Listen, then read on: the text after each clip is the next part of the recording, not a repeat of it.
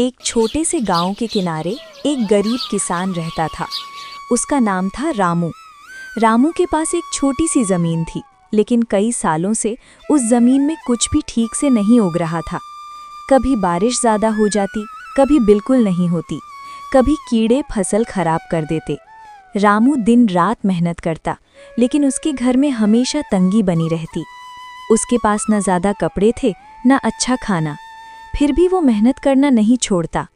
गांव के लोग कहते थे किस्मत खराब हो तो मेहनत भी साथ नहीं देती, लेकिन रामू को अपनी मेहनत पर भरोसा था। एक शाम रामू बहुत थक गया था। वो आसमान की तरफ देखने लगा। सूरज ढल रहा था, ठंडी हवा चल रही थी। हे भगवान, मैंने कभी किसी का बुरा नहीं किया, फिर मेरी मेहनत का फल मुझे क्यों नहीं मिल रहा। रामू की पत्नी पहले ही गुजर चुकी थी। उसका कोई अपना भी नहीं था। वो बिल्कुल अकेला था। फिर भी वो हिम्मत नहीं हारता। जब तक सांस है तब तक कोशिश करूंगा। उसी राज्य का राजा बहुत समझदार था। वो अपनी प्रजा का हाल जानना चाहता था, इसलिए वो अक्सर भेष बदलकर घूमता था। एक दिन राजा साधारण कपड़े पहनकर गांव पहुंचता है। वो गांव की हालत देखता है। तभी उसकी नजर रामू पर पड़ती है। रामू सूखी जमीन में भी मेहनत कर रहा था। राजा मन ही मन सोचता है, इतनी मुश्किल में भी ये मेहनत कर रहा है, देखता हूँ इसका दिल कितना सच्चा है। राजा धीरे धीरे रामू के पास जाता है। भाई, क्या तुम मुझे थोड़ा पानी दे सकते हो? रामू के पास खुद बहुत कम पानी था, फिर भी वो अपना घड़ा आगे बढ़ा देता है। ले लीजिए, राहगीर की मदद करना हमारा धर्म है। राजा पानी पीकर खुश हो जाता है। तुम खुद इतने गरीब हो, फिर भी मदद कर रहे हो।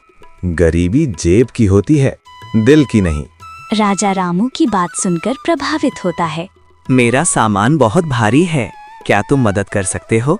रामू तुरंत मदद करने के लिए तैयार हो जाता है।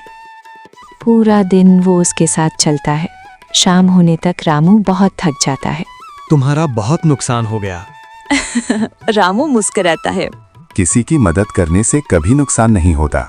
अगले दिन सैनिक रामू को महल बुलाते हैं। रामू डर जाता है।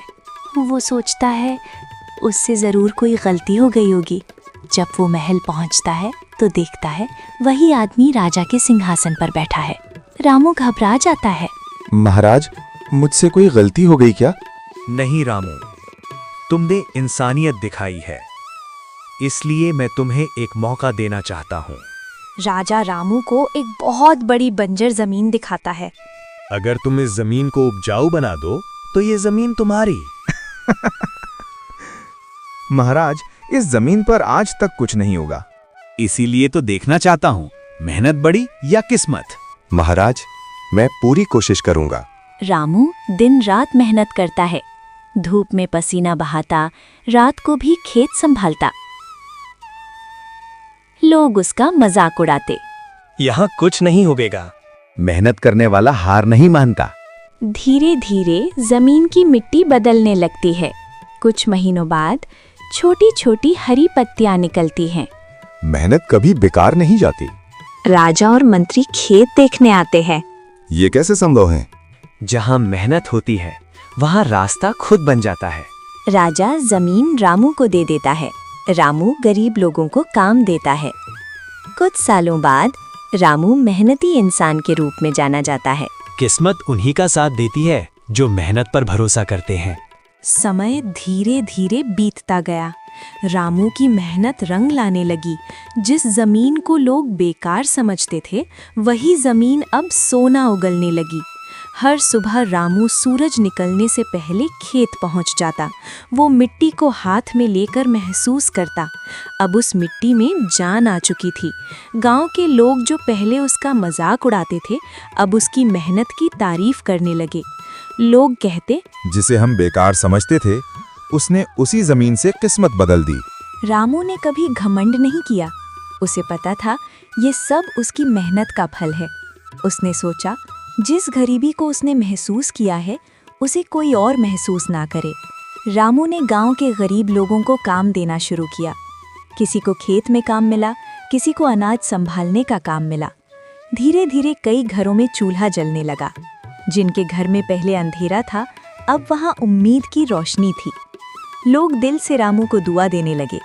रामू अब अमीर जरूर था, लेकिन उसका दिल पहले जैसा ही था।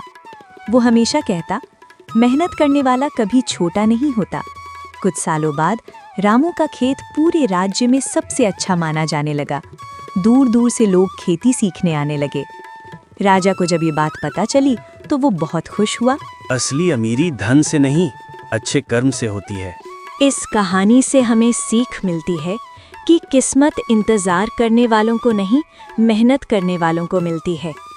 मुश्किल समय हमेशा रहता नहीं, लेकिन मेहनत का फल जरूर मिलता है।